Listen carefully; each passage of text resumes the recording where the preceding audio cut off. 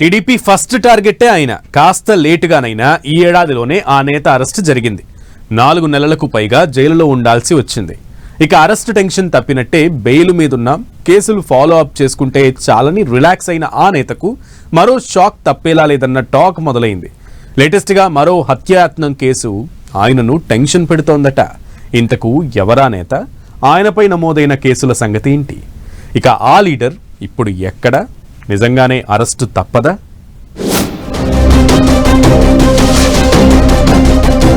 వల్లభనేని వంశీని వెంటాడుతోన్న మరో కేసు.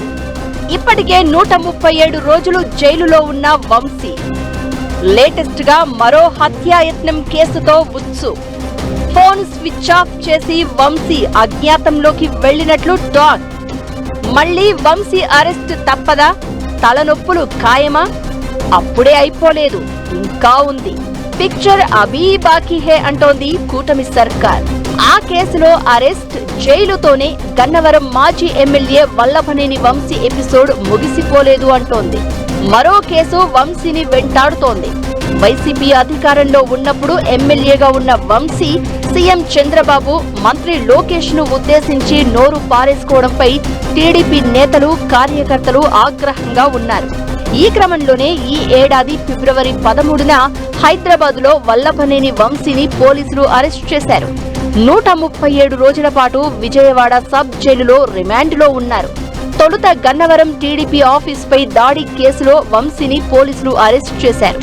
ఆ తర్వాత వంశీపై పలు స్టేషన్లలో 10 కేసులు నమోదయ్యాయి. అయితే జూలై 1న నకిలీ ఇళ్ల పట్టాల కేసులో నూజివీడు కోర్టు ఆయనకు బెయిల్ ఇవ్వడంతో అన్ని కేసుల్లో రిలీఫ్ దొరికినట్లయింది. వల్లభనేని వంశీ ముందస్తు బెయిల్ రద్దు కోసం పోలీసులు సుప్రీంకోర్టుకు వెళ్లినా అత్యున్నత న్యాయస్థానం హైకోర్టు ఇచ్చిన బెయిల్ ను అడ్డుకోలేదు. దీంతో వంశీ రిలీజ్ అయ్యారు. అప్పటి నుంచి తనపై నమోదైన కేసుల విచారణను ఫేస్ చేస్తున్నారు. అవసరం ఉన్నప్పుడు కోర్టుకు హాజరవుతున్నారు. అయితే విజయవాడలోని ఎస్సీ ఎస్టీ కోర్టులో సత్యవర్ధన్ కేసు వాయిదాకు సోమవారం అటెండ్ కావాల్సి ఉన్న వంశీ డుమ్మా కొట్టారని అంటున్నారు. దీంతో వల్లభనేని వంశీ అజ్ఞాతంలోకి వెళ్లిపోయారన్న టాక్ మొదలైంది. ఫోన్ కూడా స్విచ్ ఆఫ్ చేసి ఎవ్వరికీ అందుబాటులో లేకుండా సైలెంట్ అయిపోయారన్న ప్రచారం జరుగుతోంది.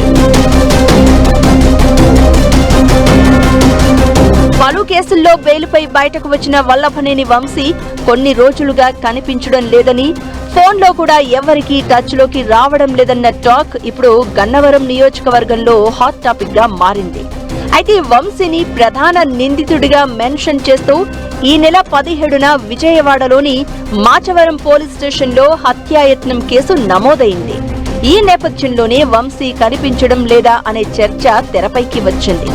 మాచవరం పోలీసులు తనను అరెస్ట్ చేస్తారన్న అనుమానం, ఆందోళనతోనే వంశీ అండర్ గ్రౌండ్ లోకి వెళ్లి ఉంటారని అంటున్నారు.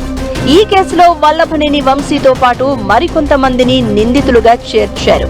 2024 జూన్ 7న సునీల్ అనే వ్యక్తిపై దాడి చేయాలంటూ వల్లభనేని వంశీ తన అనుచరులను రెచ్చగొట్టారని, దీంతో వారు కర్రలు, మారణాయుధాలతో అతన్ని తీవ్రంగా గాయపరిచారన్న అభియోగాలు మోపుతున్నారు. ఈ నేపథ్యంలోనే మాచవరం స్టేషన్లో కేసు నమోదైందని చెప్తున్నారు. ఈ కేసుకు సంబంధించి నోటీసులు ఇచ్చేందుకు పోలీసులు వంశీ ఇంటికి వెళ్లారని, అయితే ఆయన మాత్రం వారికి అందుబాటులోకి రాలేదని అంటున్నారు. మరోవైపు ఇప్పటికే ఈ కేసులో ముందస్తు బెయిల్ కోసం హైకోర్టును ఆశ్రయించిన వంశీకి రిలీఫ్ దక్కలేదని చెప్తున్నారు. ఈ నేపథ్యంలోనే ఫోన్ స్విచ్ ఆఫ్ చేసి వంశీ అండర్ గ్రౌండ్ కు వెళ్లిపోయి ఉంటారన్న ప్రచారం జరుగుతోంది. అయితే విజయవాడలోని ఎస్సీ ఎస్టీ కోర్టులో విచారణలో ఉన్న సత్యవర్ధన్ కేసు వాయిదా సోమవారం ఉండడంతో కోర్టు వాయిదాకైనా వంశీ వస్తారని పోలీసులు భావించారట. కానీ వంశీ మాత్రం వాయిదాకు హాజరు కాలేదు అంటున్నారు. మరోవైపు సునీల్ పై దాడి కేసులో నిందితుడిగా ఉన్న ఆయన అనుచరుడు కూడా కోర్టుకు హాజరు కాలేదు అంటున్నారు. ఇదే సమయంలో హత్యాయత్నం కేసులో ఆరోపణలు ఎదుర్కొంటున్న వంశీ అనుచరులు కూడా అజ్ఞాతంలోనే ఉన్నారని చెప్తున్నారు. పోలీసులు వాళ్ల కోసం గాలిస్తున్నారని అంటున్నారు. ఇప్పటికే దాదాపు 11 కేసులపై బెయిల్ మీదున్నారు వంశీ. లేటెస్ట్ గా నమోదైన కేసుతో వంశీకి మరోసారి ఉచ్చు బిగుసుకున్నట్లేనన్న ప్రచారం జరుగుతోంది. సునీల్ పై హత్యాయత్నం కేసులో అరెస్ట్ అయితే వంశీ మరింత చిక్కుల్లో పడ్డట్లే అన్న టాక్ వినిపిస్తోంది. వంశీ అరెస్ట్ తప్పదా? ఈ పరిస్థితి నుంచి ఆయన ఎలా గట్టెక్కబోతున్నారో చూడాలి మరి.